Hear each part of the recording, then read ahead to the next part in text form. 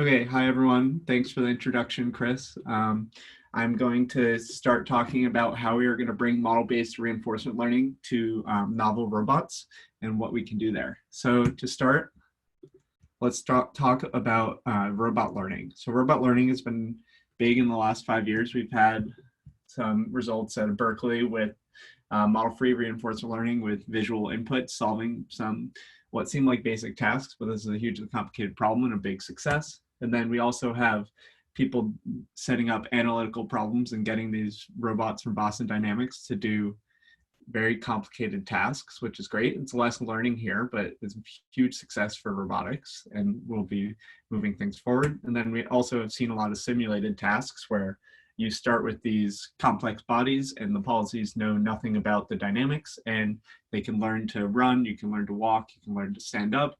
And all of this is just from a couple simple embeddings of a reward function and we can get these complex behaviors. So what I'm interested in is how we can get these to work in more uncertain and new environments. So this is some very popular video from the DARPA Robotics Challenge in 2015, where we have these state-of-the-art robots from big teams, lots of engineering into them, and they failed for what seemed like simple reasons. So if we play them again, it's like it misses the handle and it misses the handle. So that seems like a sensing problem or just some feedback problem in uncertainty. These are all new environments for the robots and they're trying to do new tasks. And one that I would like to focus on is this locomotion task where this robot is trying to walk forward on a soft environment. And just this little discrepancy between what it was trained on could have made this fall over. There's a lot of things that go into it, but it seems like what should be a simple task for a humanoid robot, but it still failed. So I think we could improve how we deploy these platforms. And the context from my talk, as you've seen on the first slide, is going to be on novel robotic platforms. So in the last few years, we've had an explosion of new robots. A lot of these are at Berkeley. You have the Microrobots on the left, which from my group, and I'll talk more about some of those later. Then we also have an isoparametric robot from Stanford, which just means all the sides are the same length, like triangles. And then some other work from Berkeley with the jumping robot. We have a really small aerial vehicle that spins around, Piccolissimo. And then we also have some robots that are literally made out of found objects. So there's a lot of new robots, and I'm curious about if we can use some of these successes in robot learning to actually get these robots out into the wild and doing simple tasks. So what we have are novel robotic platforms, and what makes these problems a little bit different than some of the big robotic systems that we have. So what we want to do here is really demonstrate control for the first time. If you have a new robot, you're kind of like sending it out into the market and you say, we did it, when we could say we got controlled flight, we got it to walk, we got to do some simple tasks. But in these robots, they're hand assembled by grad students or engineers. So, okay, I'm gonna change that. But we have these two issues. The first is that we know how they work in theory, but when we come out into the real world, there's not a strong prior on the dynamics. So there's this gap between the assumptions we made to design the robot and then what actually happens in the real world. For one case, like the Ionicraft, we have these wires that are really difficult, or we might have motor non-idealities in something like the found objects. And then really just nonlinear dynamics and higher order terms that we don't consider can be really dominant at some smaller scales. And again, when we're making these robots by hand, there's a huge cost per test, and some of them might not be robust. So I think we need to be able to learn faster and generate control faster in order to use them on novel robots. So these are 2 points I'll come back to. Let's think about how we could actually get to learning a controller for a robot. There's a lot of options, and we could kind of think about, we could use system identification with state space models to try to learn a model of the robot that'll give us an effective controller on a bunch of tasks. Or we can use some knowledge of the robot and do PID hand tuning. And then there's some newer methods such as model-based reinforcement learning and model-free reinforcement learning. So all of these methods have their pros and their cons. And I'll talk about the decisions between how I focused on one of them and why I did that. And generally, we can think about two divisions. The first one I'll start with is that we have model-based methods and model-free methods. So essentially, we can either try to use some information about a robot and try to learn some information about the world, or we can just think about generating a policy that'll explore the environment and figure out the pros and cons of different actions on its own. So let's look at these two decisions and where the related methods might fall. So these are kind of the grid that we can have for learning control. You can see I have this first decision, model-based versus model-free, which I will be going into more. But then there's the second distinction that I make between some of these methods. We have an analytical and offline method, which is kind of using our physics-based knowledge in order to solve model learning for control, to try to get a controller based on what we know. And then we also have data-driven approaches, which are these newer reinforcement learning approaches that are trying to iteratively learn online and see the data of the world. And then what we're going to get is a controller that iteratively improves. So let's look at each of these quadrants. On the top left, we're going to start with model-based RL. And there's a couple different control paradigms we could use. There's a couple papers that do some version of model predictive control on a learned model. Model predictive control is from the control series theory side of things, where you either sample a bunch of actions and pick the best one, or you can solve with Bellman updates from the receding horizon to get the optimal action. And then there's another series of work that's coming, which is you learn a model iteratively, and then you use other control or reinforcement learning methods to generate a controller after the fact. But all of these rely on a model, and they're generating data, they're gathering data over time. And another way to gather data over time is what is called model-free reinforcement learning. And there's a lot of varieties here. And what we can see is that I'm adding a note because I see something weird and I want to fix it. Okay, this might not. I'll just look at it later, that's fine. And model-free RL, we have policy-based methods such as soft actor critic and trust reason policy optimization. We also have tabular methods that are like Q-learning based methods and approximations. There's a lot of model-free RL. It's been having huge success recently. I'm not going to go into all the details, but it's something that we can consider because it shows strong performance, and it is getting less sample hungry. But again, to the next quadrant, we have now more offline methods where we're going to try to generate a controller in a closed environment and then send our robot off into the world. So kind of the baseline for a lot of people working in areas like me is just like a tuning heuristic where we could try to tune PID control. And what we need to do that is to have some basic understanding between the forces of the robot and how that relates to some state variables we have.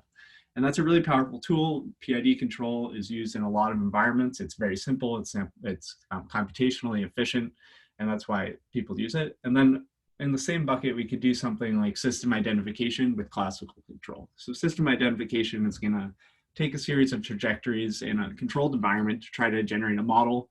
So we have state space models like x dot equals ax plus bu, and then we could do something like deriving LQR or linear quadratic regulator on top of that. So that's the difference here we'll go into more, but we also have the last quadrant where you assume nothing about your model, and then you also just do it offline, so you have no knowledge and you do it all offline, which kind of sounds like magic, and you get a controller out.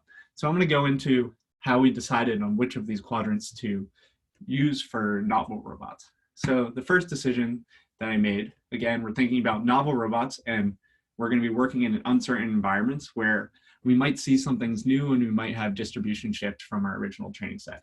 So if we think about model-based and model-free methods, kind of we can look in the context of reinforcement learning, but the model-based benefits also extend to the analytical methods. So this is just slicing around along one axis. So we see that our model-based methods are known to have, we have offline planning capabilities, generalization, and are generally sample efficient because what we're doing is we're taking samples from the world and we're trying to build a model. And then once we have a model, we could run computation offline to try to see what will happen if we take a certain action or where a model will lead us.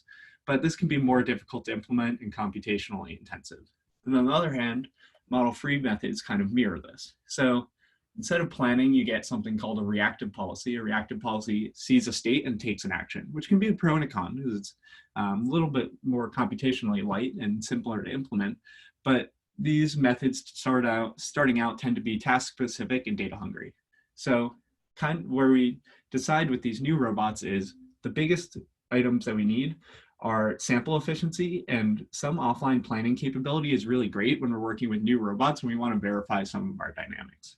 So I'm focusing on sample efficiency. So we think we're probably going to want to do some sort of model-based method here. And the other idea is, do we want to do an iterative approach or an analytical approach? So the trade-off is between we're going to collect data online and see where we're getting and try to retrain and improve versus an analytical method that's trying to just use the decisions we made when we were making the robot and then get a controller from there. The pros of the iterative methods are we don't require a strong prior and we can incorporate distribution shift. So it's really important, and I'll come back to this, but you compare this to analytical methods, that the pro of that is if you could get analytical methods to work, you generally don't have to test as much there's no extra testing once you have a controller. You don't have this iterative approach, you're just one and done. So if it works, you've demonstrated success and it's great. But there might be some assumptions that are limiting the performance of these analytical methods. So we're leaning towards the iterative method to try to deal with these new environments when we're taking a robot we made out of a nanofab and into the real world. So where this puts us in the quadrant is model-based reinforcement learning, which is an iterative approach, and we're building a model. And this generally this framework works by an agent acts in an environment, and then it learns the model, and then it uses the model to plan actions to maximize reward. So you can look at step 3, formulate the optimization problem. Is what we're doing is we're taking the action that maximizes the sum of discounted reward over some time horizon. We're trying to plan a trajectory that does the best it can. And this is offline and different than distilling a policy, and we're planning in some dynamics that we know. And the model is going to simulate these dynamics. And in the context of model-based reinforcement learning, what I'm going to do is I'm going to make a series of claims for what do we need to do to work in these new robots, and robots that are going to be tested in a substantially different environment than when they were designed. So the question is, we have this loop in the last slide, and the question is, do I need to improve the model or improve the controller to make this work? And I'm going to argue that we want to improve the model to get some simple tasks accomplished on new robots. Basically, start with, we need a model to learn anything. So if we're going to go into the real world with some of these robots, we need to have some model to even do a basic control task. And realistically, compared to some of the advances in reinforcement learning, we're working in a lower dimensional space. So these tasks are relatively simple. We're not pushing the limit with many contact forces and a lot of complex dynamics to do dexterous tasks. I'm thinking about locomotion and simple tasks. So what these mean is we don't have to do a lot of reward function tuning. We don't have to worry about dimensionality as much. And we just need a minimum model to do a simple locomotion task. So what I'm proposing is we have this challenge where robot learning is not sample efficient enough for some robotic tasks on things like the Ionicraft, Salto at Berkeley, and other new robots. And what I propose is to improve the dynamics model in model-based reinforcement learning by focusing on model task pairing and how the model could be improved to improve a task, rather than just focusing on training a model that is accurate. And I'll go into this, and this is something that I converged on, but ultimately I think improving the model is the limiting factor for getting some pretty breakthrough results in new robots that is also with model-based reinforcement learning. Okay, now I'm going to go more into specifics of problems that I'm interested in. And this context starts with microrobots. So here, these are some of the robots I showed on previous slides. And what you can see is all these 4 robots are made in the group, and they're all really small, smaller than a coin. And they're made in silicon nanofab, but then we hand assemble them and solder wires to them and put IMU boards on imperfectly. And they look crazy when they fly like this, where you have these wires coming off that impact flight. This is open loop flight from one of our earlier papers on the subject. And it's a hard control problem because so much changes from when we're designing them to what actually happens. And specifically, again, there's high cost per test. Getting this video with the IMU on board was a huge success at the time, even on one robot. It takes hours to build a robot.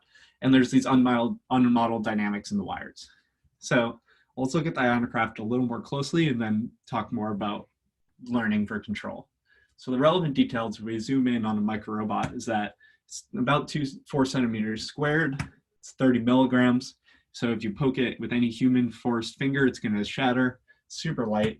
It works with this mechanism that's called electrohydrodynamic thrust, which is ultimately an ion thruster. So it ionizes air around a high voltage, and when you create ions, they're in an electric field. Ions move in an electric field. They collide with neutral molecules. Those neutral molecules have mass, and then you have a momentum transfer. And a couple more things is that we have this experimental control setup. We have a whole stack of power supplies. We need to wire this up by hand. And then we get these wires that are impacting flight, which are really nonlinear. They change a lot. So we want to learn online to generate a controller for the Ionocraft really fast.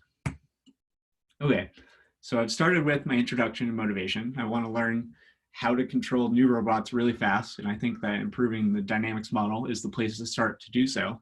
And now I'm going to go into a bit of work I've done that shows that we can do some of these things, and then think about where we need to improve this framework and talk about where I'm going to do this in future experiments. So to start with, we wanted to learn to fly with the Ionocraft. That's the goal I've had kind of signposting out into the future. And we see that it has 4 thrusters like this and IMU on board. And we're like, what could be a bit simpler task as a proof of concept that we can do a complex nonlinear control. So we use the Crazy Fly, which is an off-the-shelf robot, off-the-shelf quadrotor that also has 4 thrusters. It's lightweight. It has the same IMU on board. There's still a cost to test. It might not be as high, but hopefully this is a demonstration of if model-based RL is the right direction. So what we have is this learning system where we have this loop that I showed earlier where we're learning a model and then we use that model to evaluate control. And we have a specific task in this case, which is to minimize the Euler angles pitch and roll. So we want our robot to be flat in the air, and we're working with onboard state values only. So we're working with yaw, pitch, and roll, and then linear and angular accelerations. So what you can see here is we don't have any global estimates. So as long as the robot is planted and flat, it might drift, but that's okay. And then we're applying direct motor application, or doing direct motor application of PWM voltage. So what this means is we turn the internal controllers off, we apply a voltage directly, which is how the Ionocraft will work. The test setup, we have an Arduino, it sends voltages directly to the Ionocraft. We want to mirror everything here. And again, this is just trying to be like the Ionocraft. So let's watch a video and see what this looks like. And what we have is that early on, the robot kind of just barely gets off the ground, and then we'll trigger its angle max. So if it goes above 35 degrees, it will turn itself off to avoid damage. So then over time, we collect more data points, and then very rapidly, we get to this final performance of less than 10,000 data points, so about less than 1 battery life of a robot, and it gets this controlled flight with onboard data and this sampling-based model predictive control, where we're trying to minimize the pitch and roll. So you can see here, it looks pretty stable, it drifts away, and here we go. So let's talk about the decisions that actually made this work. So we had a bunch of design decisions, and generally in model-based RL, it comes down to the dynamics model and control. So what we have here is a lot of decisions that go into making a functional controller. Talked about this in the design choices early on where we arrived at model-based RL, that it can be tough to implement. So this is kind of what we have to do to make it work in our case.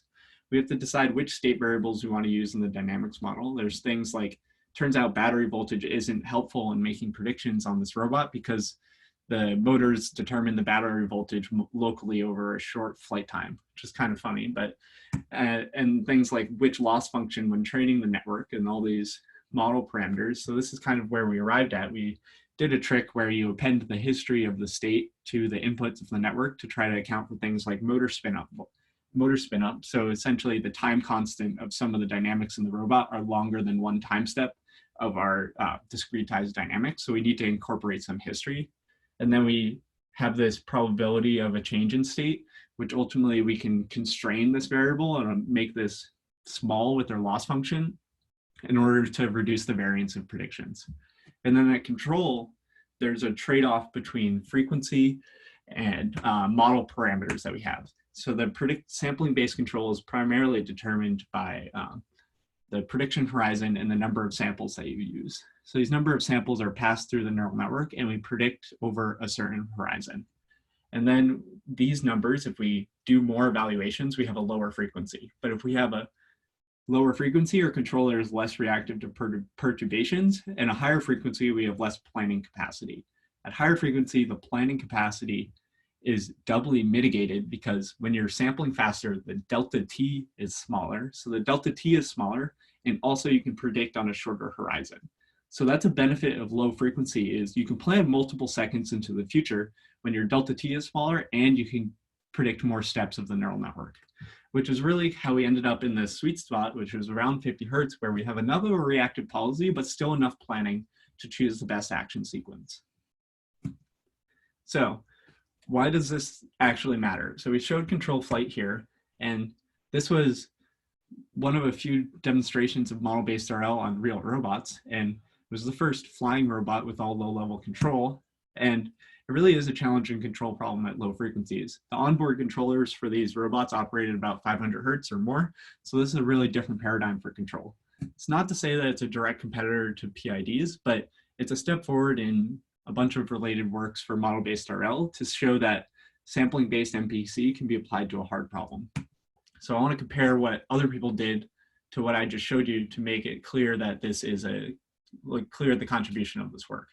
So we have Williams et al. That shows that you can race a car around a track with model-based RL. They have a variant of the MPC that involves some information theory, and it's a model planning path integral, which is just a little bit different formulation of the cost. And then you have two related works at Berkeley from Anusha. So you have this other walking robot where she used image condition dynamics models to control and walk trajectories with this robot, and they had similar model predictive control setup and number of samples required. And another work from Anusha where she used this type of setup with dexterous motion. So this needed an improvement to the sampling mechanism of the controller. And what's kind of different in these last two is that you have contact forces. So the contact forces can be difficult to model, which is kind of like pushing the model and pushing the controller to a higher limit. But in our work, we're working on something where there's really high cost to test. If you mess up when you're controlling the crazy fly, you're gonna flip over really fast, and it might be unrecoverable. It might reach unrecoverable states a lot faster. So this is really showing the planning capacity with a simple model, and that we can still get to learning here. And I think that we want to learn even faster because there's still a lot of cost and still a lot of crashes when we're learning with the crazy fly. So this is kind of the end of where I'm talking about experiments that I've done. And now that we've learned a lot of things along the way for showing that we can do this on a new robotic platform, there's a lot of things there where we can improve model-based RL. And this is a big part of the exploration for why I think improving the model is so important. So let's look at this little framework. Right now, it works on a bunch of applications, but I think things can be improved. And as I said, I'm going to talk about the dynamics model. So right now, when we're using the dynamics model for control in various regimes, a lot of what happens is we're predicting trajectories on a learned model. And what this means is F theta is parameterized by a neural network, and then state is a value, and then action is what we choose. And we choose predictions over time. So, or we look at rollouts of predictions. So at time step 2, we have this repeated evaluation. We repeat the evaluation again, and then we can have a general form. The general form is saying that we have a lot of compounded network passes. And people who study neural networks show that when you're repeating an evaluation of a neural network on a shifting distribution and a neural network that's trained on finite data, it always is, you get these diverging predictions. And these diverging predictions are really dangerous to sampling-based control.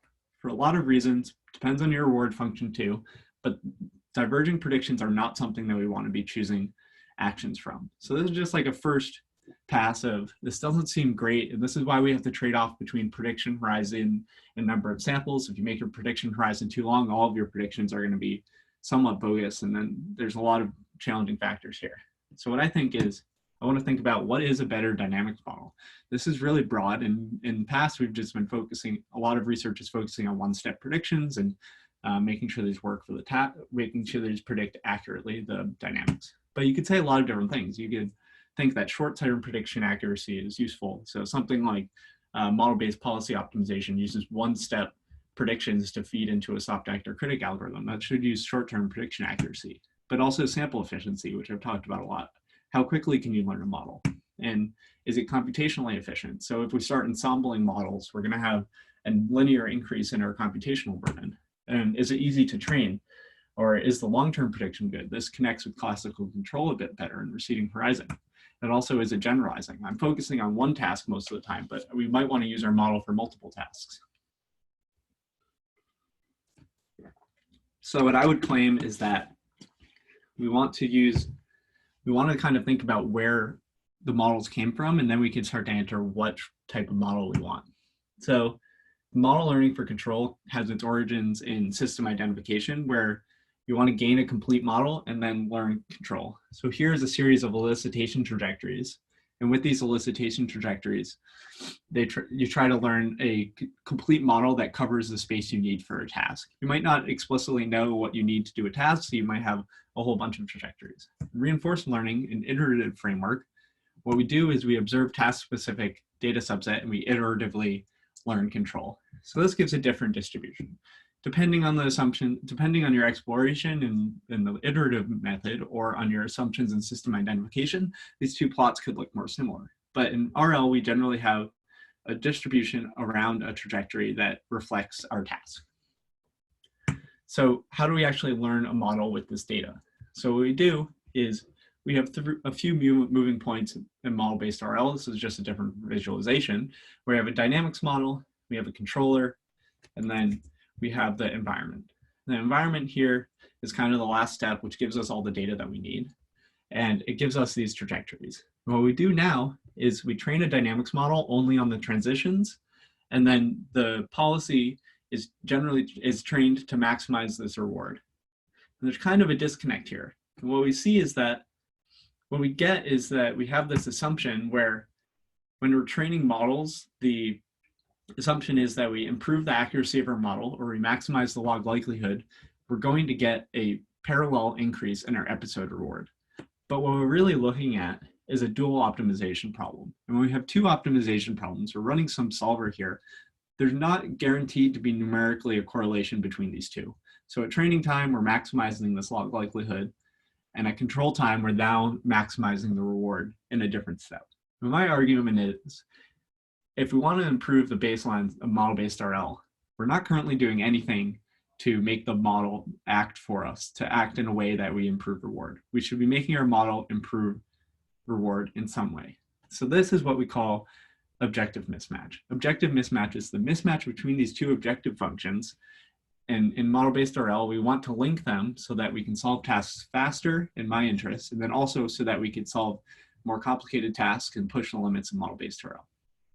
So let's think about this assumption. The assumption is that if we maximize log likelihood, we'll maximize episode reward. Where does this take us? We could do something where we could visualize some dynamics models and look at the log likelihood when training them on a test set versus the reward they got in a task. So if this assumption held, we would have this really tight-knit relationship where as likelihood increased, as our models were getting heuristically better in training, our episode reward would get higher. And there would be this tight correlation and things would look good. And we could use this as a design tool as an engineer, and we could just incorporate this into our training mechanism and we'd be happy. But what happens when we look at real data? So what we looked at is we sampled 2,400 dynamics models used for control in a half cheetah task, which is a simulated task. And we looked at the likelihood that they received on a test set and then the reward they got on a task. And this is evaluated on 3 different data sets relating to the assumptions for learning models for control. So from left to right, we have an expert trajectory. The expert would be like that line in the iterative learning where the data follows the trajectory perfectly. So it's just sampled from a solved controller like soft act or critic at convergence, and we see how the different models predict those points. And there's a discrepancy already. And then on policy is just the iterative data collection from the model-based reinforcement learning loop that I talked about, where you just keep aggregating data. And then global is trying to model something like system identification that gets a complete model. We sampled points from the entire state action space, and then evaluate models on them. So you can see on the outsides here that the models that are used for control don't just predict the expert trajectory, which is fine, which is good. I'll talk about this more. And they really don't predict the whole environment. So the idea that training a model iteratively in the current model-based RL frameworks, we use the PETS algorithm for this one, and that some of these assumptions might not hold true. We're not learning the whole environment. And in the on-policy case, we see that there is a loose correlation between likelihood and reward. But consider this, if you're training a model, say you train a model and you get a log likelihood of 2. Your code returns this number, This could put you anywhere. It could put you from low reward here to high reward.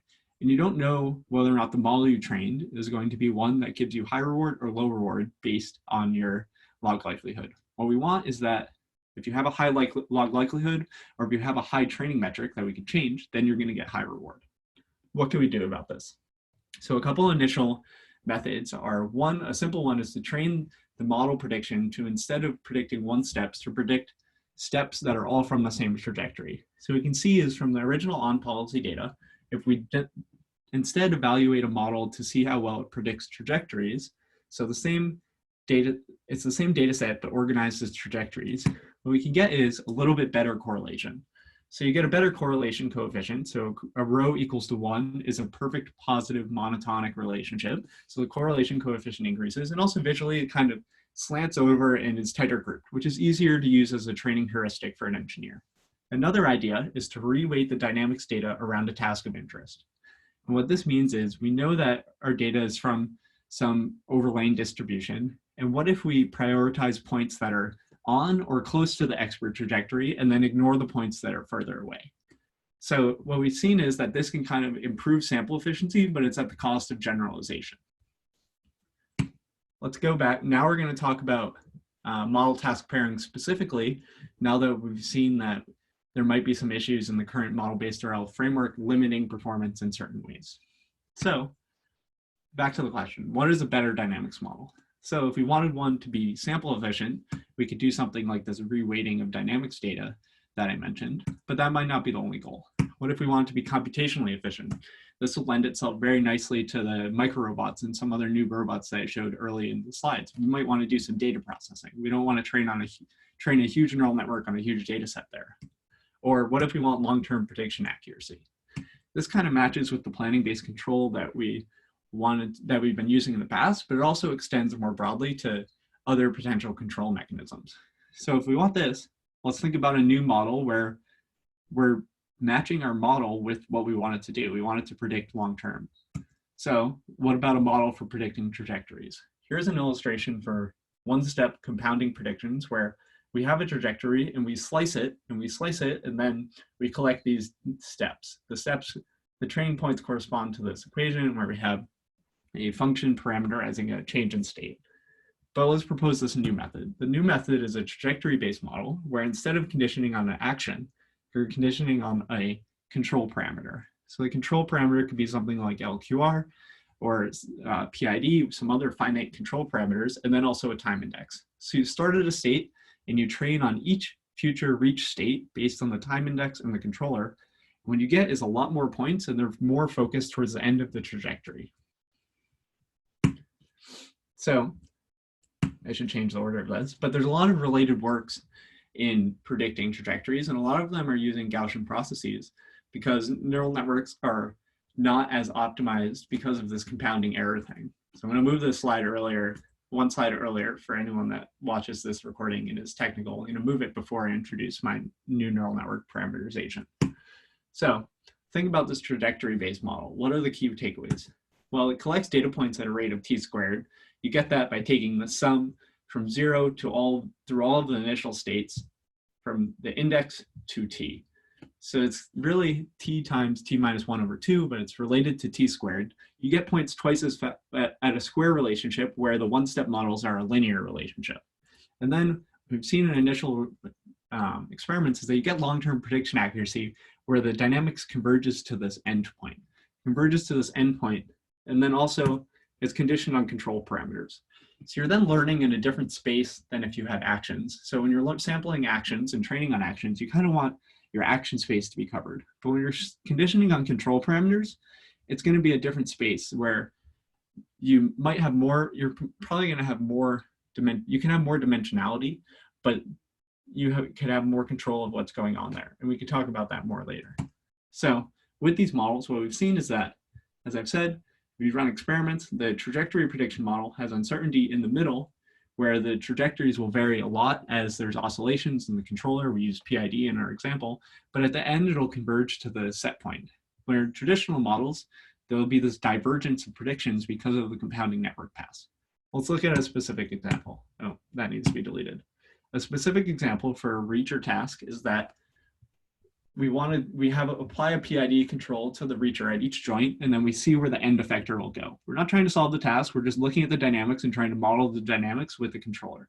And you can see here, these one-step predictions all diverge within a couple hundred training steps. Look at the log scale here, but our trajectory-based models converge over time, over long-term predictions.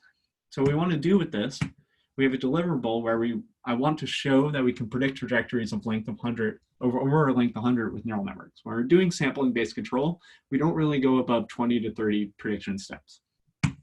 And the impact of this is a new tool for learning control in robotics. Right now, it's not ready to be integrated in online MPC because we're conditioning on control parameters rather than actions, but it's a step in the right direction towards fitting our model towards the controller that we're using and the assumptions that we have.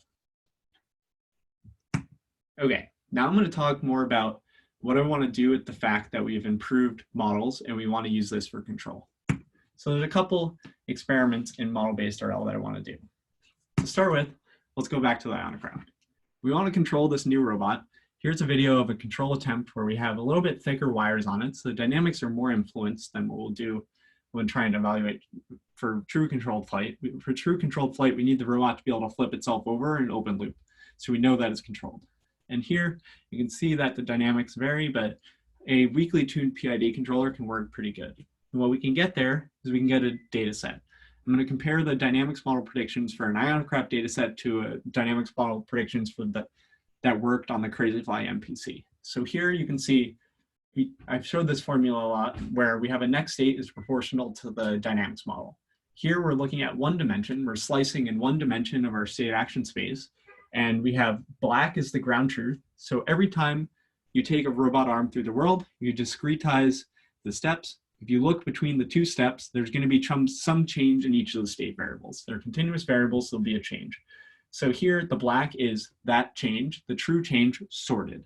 So we sort it from low to high, and then at each of these points, we look at what the neural network predicts. So the neural network is trying to match that prediction, and there's a noisy trend in some areas in the middle that aren't great, but in general, it works on the test set and the training set. So what does this look like for the Ionocraft? The Ionocraft looks pretty good on the training set, but the test set has a couple issues. And the test set having issues at the edge of this range, and even in the middle, it doesn't look fantastic, but edge of the issue means I don't think there's enough training data yet for this method to work as is. And this was a pretty good test environment for the Ionocraft. It was a long flight. This is kind of the amount of data that we're going to get. So this was trained on about a quarter of the data than the Crazyfly. The Crazyfly is about 10,000, the Ionocraft is about 2,500.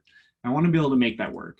Another method that we could try for the Ionocraft is trying to learn to fly just in PID control. So don't learn a neural network, just try to iterate on PID controllers. And there's related works that have shown that this can work in other robots. But this might take 20 to 50 flights to converge to the right PID parameters, because Bayesian optimization is trying to explore the state space. It's not local iteratively improving directly. It's trying to get a global function that fits the state space of PID parameters. So I'm wondering if we can try to merge the two.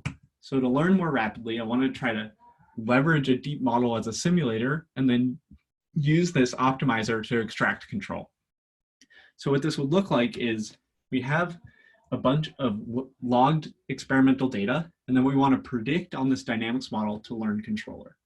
There's a lot of related works that have started doing this in model-based RL, where we have a state-of-the-art algorithm that uses short rollouts in the simulated model to train a model-free controller, and that has showed great sample efficiency. And then also this model-based actor critic was used to create a value function on the simulated model and then fly a robot.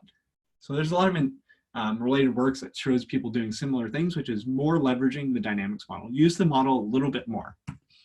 So what am I gonna do? I'm gonna do something that I call model-based control distillation. So what we're gonna do is we're gonna collect experimental data. You can log the IMU data from this robot, and then we're gonna train a dynamics model. We do this once. We do this, we collect the data, and then now we're gonna have this iterative simulation phase. We might need to go back and get more data to deal with distribution shift, but we're gonna simulate trajectories conditioned on a controller, and then we're gonna optimize the control parameters. So there's kind of this feedback loop in simulation where Simulation will send some reward function to the optimizer, and the optimizer will send a new controller back, and we'll stop when that converges, and we'll take it back to the robot. So the difference is here that we're taking the dynamics model and distilling it into a classical controller rather than a neural network policy, because we think it lends itself to the problem well. So the impact of this is that, or what I want to do is use this to control the ionograft for 10 seconds. And there's a big impact here in a couple different communities. It would be the second ever controlled flight of a flying microrobot with the Robotic at Harvard. And then also bringing ModelBased RL to a robot with even more increased cost per test will encourage more applications of this in the area of novel robotics and show that people can do this.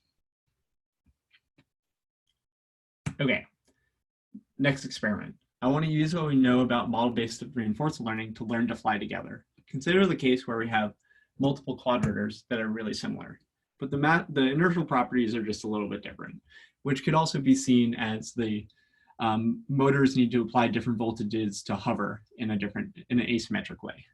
So they're similar robots, and we think that there should be some generalization across the dynamics. The task is similar, and I want to think that we could learn more rapidly by sharing data. And what we're going to need is we're going to need a different model type where we're conditioning on some data from some set of dynamics data from each of the robot to then share the data. And what I want to do is set this up in a similar experiment to our model predictive control. It looks like I froze. Okay, I'm back. And there's a couple of ways that we could run this experiment. The first way is serial, where we take our first robot and we run it, and then we train a model, and then we take our second robot and we run it and we train a model, and we take our third robot and we do these one at a time. This should work.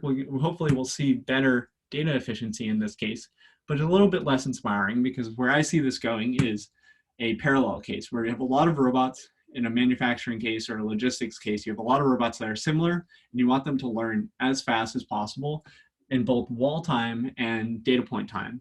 So we want to be able to run these in parallel and train the dynamics model, and then you want to run these again and then train another dynamics model, and I call this parallel. We were going to start with the serial case because the controller is easier, but the dynamics model should be working in similar ways. And the deliverable here, building on past work, is going to be a 60-second hovering for 3 quadrators learning together. And there's a condition on the hovering time being 10 times longer, but I want to use a optical flow board that's available for the Crazy Fly, where you have local velocity estimates. And we could add a term to our reward function to make the local velocity estimate 0 and hopefully eliminate drift.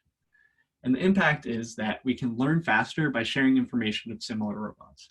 And as robot learning and robotics scales, we hope to have more robots, and we want to be able to use that data to share them across similar tasks and really increase the rate of this deploying robots to the real world. So to recap, I started with this challenge where robot learning isn't quite sample efficient enough for some tasks that I'm interested in. And I proposed thinking about these models that we're using for the different tasks and whether or not the model is good enough, what we have to change to make the model good enough. And I talked about these 3 deliverables that I want. And I have done a bunch of work that shows I think I'm in the right place to actually achieve this going forwards. And other than the specific publications, I've done other things at Berkeley, like teaching Intro to AI, and been writing proposals with Chris in these internships.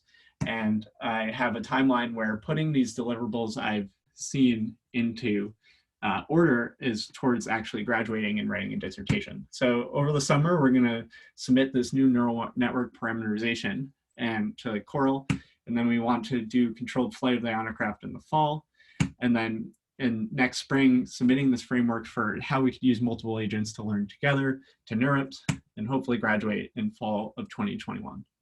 So at the end, I just really want to say that the high-level goal of this work is to have model-based reinforcement learning algorithms and processes that are ready for real robots, and to remember that all of our models are wrong, but some are useful, and even very wrong models can be very useful. So let's think about how we're using them and where we're going to make robot learning more useful.